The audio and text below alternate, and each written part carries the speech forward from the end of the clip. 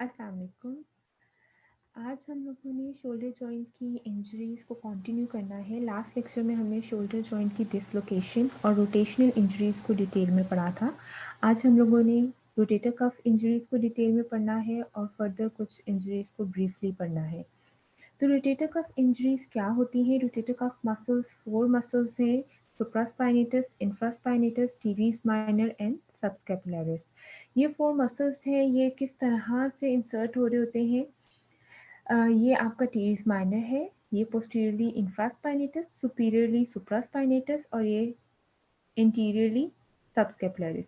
ये 4 मसल्स जो हैं ह्यूमरस के हेड पे इंसर्ट हो रहे होते हैं और ये ह्यूमरस के हेड को पुल कर रहे होते हैं टूवर्ड्स ग्लिनॉइड फोसा। ठीक है, तो ये शोल्डर जॉइंट की स्टेबिलिटी में भी बहुत इंपॉर्टेंट रोल प्ले कर रहे होते हैं। तो रोटेटर कफ मसल की इंजरीज किन लोगों में ज़्यादा कॉमन है? उन वर्कर्स, उन एथलीट्स में जिनकी डेली रूटीन में ओवरहेड एक्टिविटीज़ वो ज़्यादा फ्रिक्वेंटली करते हैं। ठीक है, और ओवरहेड में भी flexion, abduction and internal rotation, medial rotation shoulder की। ठीक है, तो उनमें रोटेटर कफ मसल की इम्पिंजमेंट बहुत कॉमन है। अब रोटेटर कफ मसल की इम्पिंजमेंट को सब एक्रोमियल इम्पिंजमेंट या शोल्डर इम्पिंजमेंट सिंड्रोम भी कहा जाता है और ये बहुत इसकी मतलब फ्रिक्वेंसी प्रेवलेंस ज़्यादा है। शोल्डर की जितनी भी कंडीशंस हैं उनमें रोटेटर कफ इंजरीज जो है वो बहुत ज़्यादा परसेंटेज में पाई जाती हैं। रोटेटर कफ की इंजरी हो गई, उसकी वजह से शोल्डर की रेंजेस डिस्टर्ब होंगी। ठीक है, पेनफुल होगी रेंजेस, तो ओवरऑल शोल्डर की फंक्शन का लॉस होगा। ठीक है, और डिसेबिलिटी भी कॉज होगी इसकी वजह से। और with the passage of time अगर ये ट्रीट नहीं किया जा रहा तो लॉस ऑफ फंक्शन और डिसेबिलिटी प्रोग्रेसिव होगी, बढ़ती जाएगी। ठीक है, अच्छा, अब इसमें डिफरेंट कॉजेज आते हैं। रोटेटर कफ में क्यों इंजरीज आ रही हैं? रोटेटर कफ में एक तो हमने एक पोजीशन पढ़ ली कि वो रिपीटेटिवली वही अगर ओवरहेड एक्टिविटीज आ रही हैं उसमें रोटेटर कफ इंजरीज कॉमन है। इसमें क्या होता है कि रोटेटर कफ मसल जहाँ से पास कर रहे हैं अगर वो इम्पेंज कर रहे हैं ड्यू टू एक्सटर्नल बोन और सॉफ्ट टिश्यूज, उनकी इम्पिंजमेंट की वजह से अल्टीमेटली रोटेटर कफ में इंजरीज आ जाएंगी, टीयर आ सकता है। ठीक है, अब ये क्यों आ रहा है? ठीक है, नॉर्मली तो सारी अलाइनमेंट और हर चीज़ प्रॉपरली बनी हुई है। ठीक, लेकिन अगर बायोमैकेनिक्स आपकी डिस्टर्ब हो जाए, ठीक है, किसी भी स्पेसिफिक जॉइंट, किसी भी स्पेसिफिक मसल या लेगामेंट का कोई भी इशू आया, बायोमैकेनिक्स ओवरऑल डिस्टर्ब हो गई, अब उसके सारे सराउंडिंग स्ट्रक्चर्स भी इन्वॉल्व होंगे और ओवरऑल जो है उसमें डिफ़िकल्टी आएगी कोई भी मूवमेंट परफॉर्म करने की, क्योंकि बाकी साथ के स्ट्रक्चर्स भी उसके साथ इफ़ेक्ट हो रहे होंगे। रोटेटर कफ इंजरीज़ के हवाले से हम बात करें, उसके सिम्पटम्स के हवाले से बात करें कि कौन से सिम्पटम्स कॉमन है अगर रोटेटर कफ इंजरी हो गई है, तो शोल्डर जॉइंट के इंटीरियर कैप्सूल हाइपर मोबाइल हो जाता है और पोस्टीरियर कैप्सूल हाइपो मोबाइल हो जाता है। इंटीरियर कैप्सूल की मोबिलिटी बढ़ जाती है, पोस्टीरियर की कम हो जाती है। अब इसके साथ साथ जो है एक्सटर्नल रोटेशन जो है वो ज़्यादा हो जाती है और जो इंटरनल रोटेशन है वो लिमिट हो जाती है। ठीक है, अब इसका इंटरनल रोटेशन एक्सटर्नल रोटेशन का बहुत ज़्यादा एलिमेंट नहीं है, मसल्स के साथ डायरेक्टली लिंक्ड उतना ज़्यादा नहीं है। इसकी कैप्सूल की मोबिलिटी के साथ भी इसका लिंक है। अब ग्लिनोह्यूमरल जॉइंट का जो लिगामेंट्स हैं वो भी लैक्स हो जाते हैं। ठीक है, और ओवरऑल जो है शोल्डर जॉइंट में पेन भी होती है और रेंजेस भी लिमिट हो रही होती हैं। बहुत से ग्लिनोह्यूमरल या बाकी जॉइंट्स जो हमारे एसोसिएटेड थे शोल्डर कम्प्लेक्स में ग्लिनोह्यूमरल जॉइंट के साथ, उसमें बहुत से हमने लिगामेंट्स पढ़े। अब ये सारे लिगामेंट्स जो है अब रोटेटर कफ की इंजरी आ रही है और उसके साथ साथ जो है बाकी और भी अफेक्ट आ रहा है बाकी जॉइंट्स में, जो 7 जॉइंट्स हैं स्मॉल जॉइंट्स। अब उसमें लिगामेंट्स जो हैं उसकी लेग्जिटी बढ़ रही है। ठीक है, वो ज़्यादा लैक्स हो रहे हैं। ठीक है, अब अल्टीमेटली उसमें आप कह सकते हैं कि वो अनस्टेबिलिटी की तरफ जा रहा है। ठीक है, अब रोटेटर कफ इंजरीज में और अगर हम बात करें तो इसमें सारे हमने मसल्स पढ़े। ठीक है, सुपीरियरली सुप्रा आपका सबस्कैपुलरिस है, सुपीरियरली सुप्रास्पाइनेटस, इंटीरियरली सबस्कैपुलरिस और पोस्टीरियरली आपकी टीरीज़ माइनर एंड इंफ्रास्पाइनेटस। अब सुपीरियरली आपका सुप्रास्पाइनेटस है और उसी एरिया में आपका हमने एक बर्सा भी पढ़ा था। अब इस एरिया में ना बहुत ज़्यादा कॉमन है, ठीक है? अ, यहाँ पे इम्पिंजमेंट बहुत कॉमन है और इसी को फिर सबएक्रोमियल इम्पिंजमेंट भी कहते हैं। अब इसमें फिर सुप्रास्पाइनेटस के टेंडेन का ज़्यादा ज़िक्र किया जाता है।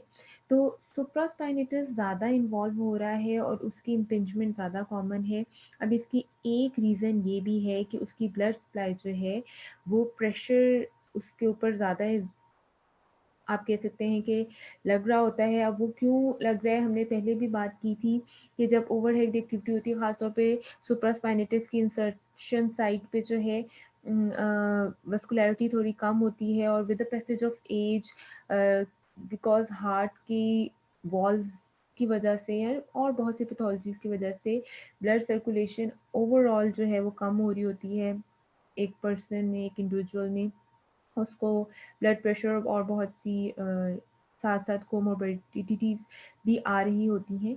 तो उसमें जो है आप देख सकते हैं कि सुप्रास्पाइनेटस की ऑलरेडी ब्लड सप्लाई भी प्रोन है कि उस पे प्रेशर ज़्यादा आ रहा है और ये प्रोन होता है। अब जैसे ब्लड सप्लाई जो है कॉम्प्रोमाइज़ होगी, तो उधर इन्फ्लेमेशन के चांसेस और टीयर के चांसेस भी बढ़ जाएँगे।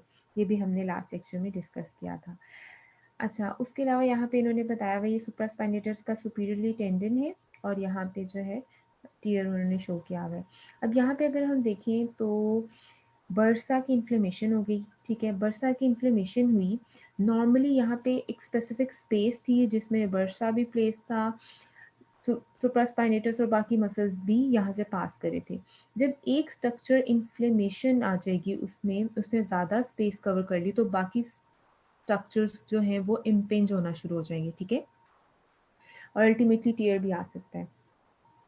अब इसमें कौन सी एक्टिविटीज़ में ये कॉमन है, इसमें डिफरेंट एक्टिविटीज़ आ जाती हैं। उसमें थ्रोइंग है, जो कि हमने पहले भी बात की थी, टेनिस में सर्विंग करवाना या स्विमिंग, ठीक है?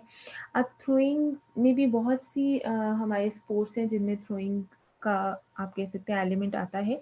अब उसमें अगर डिफरेंट उसमें से भी उन्होंने ज़्यादा ज़िक्र किया कि जेवलिन को अगर थ्रो जब किया जाए, तो उसमें भी ओवरहेड एक्टिविटी आती है, जिस तरह के आप लोग यहाँ पे देख रहे हैं, ठीक है? किस तरह से वो थ्रो कर रहा है, पूरी ओवरहेड एक्टिविटी आ रही है, ठीक है? और बाकी सर्विंग इन टेनिस और हमने बाकी ये पहले भी ज़िक्र इसका किया था, स्विमिंग में भी डिफरेंट स्टाइल में स्विमिंग है, फ्री स्टाइल भी है, बैक स्ट्रोक्स भी हैं, बटरफ्लाई भी हैं। तो जिस तरह के इसमें बैक स्ट्रोक शो हो रहे हैं, ठीक है? तो इसमें भी ओवरहेड एक्टिविटी आ रही है, तो उसमें भी फिर आपकी रोटेटर कफ की इम्पिंजमेंट के चांसेस बढ़ जाते हैं, शोल्डर की इम्पिंजमेंट के चांसेस बढ़ जाते हैं, ठीक है? अब स्विमर्स जो हैं उनमें से ख़ास तौर पे कॉम्पिटिटिव स्विमर्स जिन्होंने प्रॉपर एक स्पोर्ट्स में जो है पार्ट ले रहे हैं, उनकी प्रैक्टिस आवर्स भी बहुत होते हैं, फिर उन्होंने डिफरेंट टूर्नामेंट्स में जाना होता है और उसमें जो है उनके काफ़ी ज़्यादा एक्टिविटी होती है, बहुत ज़्यादा जब जितनी ज़्यादा वो स्विमिंग करेंगे, जितने ज़्यादा आर्ट्स के साथ बेशक वो अपनी मसल्स की स्ट्रेंथनिंग कर लें, लेकिन फिर भी उनकी आप कह सकते हैं शोल्डर्स ज़्यादा प्रोन होते हैं इम्पिंजमेंट के बिकॉज़ उनकी ओवरहेड एक्टिविटी बहुत ज़्यादा हो रही होती है, ठीक है? अच्छा, उसके अलावा अगर हम बात करें कि जब भी स्विमर्स के हवाले से बात करें, तो स्विमर्स अबाउट 50% स्विमर्स में इम्पिंजमेंट सिंड्रोम जो है वो कॉमन देखा गया, ठीक है? लाइक जितनी भी पॉपुलेशन उन्होंने ली उनमें से 50% को था और ये बहुत ज़्यादा पॉपुलेशन है कि इसमें आ रहा है। अब स्विमर्स ने तो अपनी स्पोर्ट्स को कंटिन्यू करना ही है, तो उसके लिए फिर उन्होंने डिफरेंट और treatment options and preventive measures पे बहुत ज़्यादा रिसर्चेज़ हुई होंगी कि स्विमर्स किस तरह से प्रिवेंट कर सकते हैं अपने आप को कि वो एक्रोमियम उनको एक्रोमियम का जो है वो एक्रोमियम की या सब एक्रोमियल में इम्पिंजमेंट ना हो, ठीक है? अब उसमें अगर हम बात करें स्विमिंग में, तो एक है जब जब भी स्विमिंग कर रहे होते हैं उसमें जब रिकवरी फेज़ आती है तो आपका आर्म एलिवेटेड है और उसके साथ जो है मीडियली रोटेटेड है, तो आपके जो सीरेटस इंटीरियर मसल है, ठीक है? उसने क्या करना है, उसने स्कैपुला को रोटेट ऐसे करके रखना है जिससे आपके जो एब्डक्टर्स मसल हैं वो ह्यूमरस को आराम से एब्डक्ट कर सकें। अगर आपका सीरेटस इंटीरियर मसल स्कैपुला को प्रॉपर्ली रोटेट नहीं कर पाएगा, वो वीक होगा, फैटीग होगा, उसकी प्रॉपर ट्रेनिंग नहीं हुई होगी बिफोर स्विमिंग, तो सीरेटस इंटीरियर मसल रोटेट नहीं करेगा। उसकी वजह से जो तीनों आपके एब्डक्टर मसल्स हैं वो ह्यूमरस को एब्डक्ट नहीं प्रॉपर्ली कर पाएंगे और अल्टीमेटली जो है इम्पिंजमेंट डेवलप हो सकती है शोल्डर पे। ठीक है, तो सीरेटस इंटीरियर मसल का भी बड़ा इंपॉर्टेंट रोल है और सीरेटस इंटीरियर और उसके साथ बाकी मसल्स का भी बहुत इंपॉर्टेंट रोल है, ताकि कोई भी स्पोर्ट्स या कोई भी एक्टिविटी करनी है उससे पहले ये सारे चेक एंड बैलेंस देखा जाता है, प्रॉपर एथलीट की फिजिकल कंडीशन सारी देखते हैं, उसके बाद उनको टूअर्ड स्पोर्ट्स जो है वो रिकमेंड किया जाता है कि अब आप खेल सकते हैं या आप पार्टिसिपेट कर सकते हैं। एनाटॉमिकल फैक्टर्स के हवाले से हम बात करें कि कौन से ऐसे फैक्टर्स हैं जिनकी वजह से एक्रोमियम सब एक्रोमियल इम्पिंजमेंट कॉमन है या पाई जाती है, उसमें फ्लैट एक्रोमियम और हुक्ड। ठीक है, या तो एक्रोमियम थोड़ी सी कर्व होती है, अगर फ्लैट हो जाए या थोड़ी सी हुक्ड हो तो उसकी वजह से जो है ना, जो स्ट्रक्चर्स होते हैं सब एक्रोमियल, नीचे बरसा भी है, वहाँ से रोटेटर कफ भी गुजरे हैं, तो वो स्ट्रक्चर्स जो है इम्पिंज हो रहे होते हैं। ठीक है, जैसे कि हमने पहले बात की कि किसी भी बोनी या सॉफ्ट टिश्यू स्ट्रक्चर्स की वजह से रोटेटर कफ इम्पिंज हो रहा हो, तो एक्रोमियम भी एक स्ट्रक्चर, एक वन ऑफ दो स्ट्रक्चर्स हैं जो कि इम्पिंज कर सकते हैं रोटेटर कफ मसल को, खासतौर पे सुप्रास्पाइनस जो कि सुपीरियरली प्रेजेंट होता है। ठीक, उसके अलावा बोनी स्पर्स बन जाएं। ठीक है, बोनी स्पर्स आप कह सकते हैं कि एबनॉर्मल ग्रोथ है। ठीक है, और ऑस्टियोआर्थराइटिस की वजह से बोनी स्पर्स बन गए हैं एक्रोमियोक्लेविकुलर जॉइंट पे और वो फिर इम्पिंज कर रहे हैं अपने सराउंडिंग स्ट्रक्चर्स को, जैसे कि सुप्रास्पाइनेटस को। ठीक है, या आप कह सकते हैं कि ह्यूमरस का जो हेड है ना वो सुपीरियरली पोजीशन में आ जाए। ठीक है, थोड़ा सा सुपीरियर आ जाए। अब नॉर्मल जो उसकी प्लेसमेंट है उससे जब वो सुपीरियर आएगा तो आपका सुप्रास्पाइनेटस का टेंडन भी डिस्टर्ब होगा। ठीक है, अब यही बात है कि अगर आपका रोटेटर कफ मसल्स प्रॉपरली काम कर रहे हैं और ग्लिनोइड फोसा के अंदर उसको पुल करके रख रहे हैं ह्यूमरस के हेड को, तो प्रॉपर अलाइनमेंट ठीक रहेगी, बाकी डेल्टॉइड आपके सुपीरियर डायरेक्शन में फोर्स या शेयर प्रोड्यूस करेगा और जो रोटेटर कफ मसल्स हैं वो टूवर्ड्स मतलब डाउनवर्ड डायरेक्शन में मूव करेंगे, ह्यूमरस के हेड को टूवर्ड्स ग्लिनोइड फोसा रखेंगे, खास तौर पे in starting degrees of shoulder elevation. ठीक है, और जैसे ही अगर आपका rotator cuff muscle properly humerus के हेड को ग्लिनोइड फोसा की तरफ पुल नहीं कर पा रहा ड्यू टू इट्स वीकनेस और समथिंग एल्स, तो फिर उसमें क्या आएगा एलिमेंट, फिर उसमें क्या आएगा कि आपका डेल्टॉइड जो है वो ह्यूमरस के हेड को एलिवेट कर रहा है ना, तो ह्यूमरस का हेड थोड़ा सा सुपीरियरली प्लेस्ड हो जाएगा और जिसकी वजह से सुप्रास्पाइनेटस में आप कह सकते हैं इम्पिंजमेंट आ सकती है। उसके अलावा अगर हम दो थ्योरीज डिस्कस करें कि क्यों इम्पिंजमेंट आती है, तो उसमें दो तरह से एक्सप्लेन किया गया। एक ये था ड्यू टू जेनेटिक फैक्टर्स। ठीक है, अब जेनेटिक फैक्टर्स ऐसे हैं और आपकी साइज के हवाले से आपकी जो एक्रोमियम प्रोसेस है, फिर ह्यूमरस का हेड जहाँ पे भी उसकी लोकेशन है, अलाइनमेंट है, और ये एक्रोमियम प्रोसेस और ह्यूमरस के हेड के दरमियान कम स्पेस होगी, तो आपका जो रोटेटर कफ मसल्स हैं उन्होंने जो पास करना है उनको स्पेस प्रॉपर नहीं मिलेगी और वहाँ पे इम्पिंज करेंगे रोटेटर कफ मसल्स। ठीक है, ये इम्पिंजमेंट थ्योरी है। ठीक है, अब उसमें इम्पिंजमेंट जो है वो डिफरेंट स्ट्रक्चर्स के दरमियान, रोटेटर कफ मसल, एक्रोमियम है, ह्यूमरल हेड है, एक्रोमियोक्लेविकुलर जॉइंट है, तो जब भी शोल्डर एलिवेट करेगा वो पर्सन जिसकी प्रॉपरली जो है आप कह सकते हैं by birth he proper alignment नहीं हुई हुई। ठीक है, तो जैसे ही वो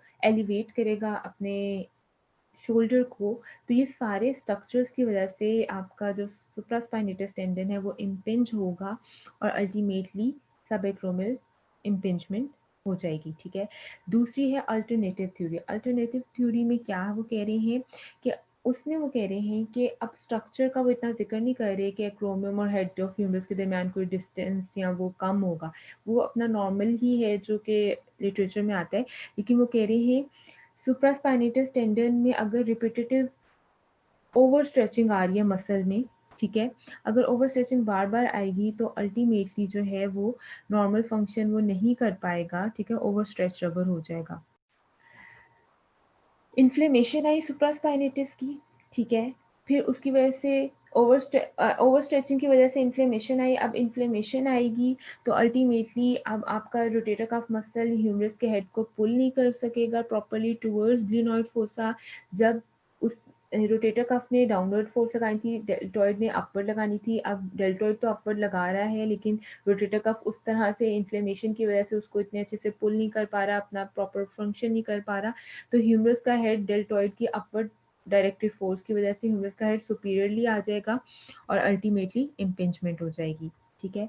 अच्छा, उसके अलावा इन्होंने यही कहा है कि ख़ास तौर पे स्विमर्स में 50% जो है वो रिपोर्ट किया जाता है और ये बहुत ज़्यादा है। 50% रिपोर्ट किया जाना एक कंडीशन को इन स्पेसिफिक पॉपुलेशन या प्रोफेशन। ठीक है।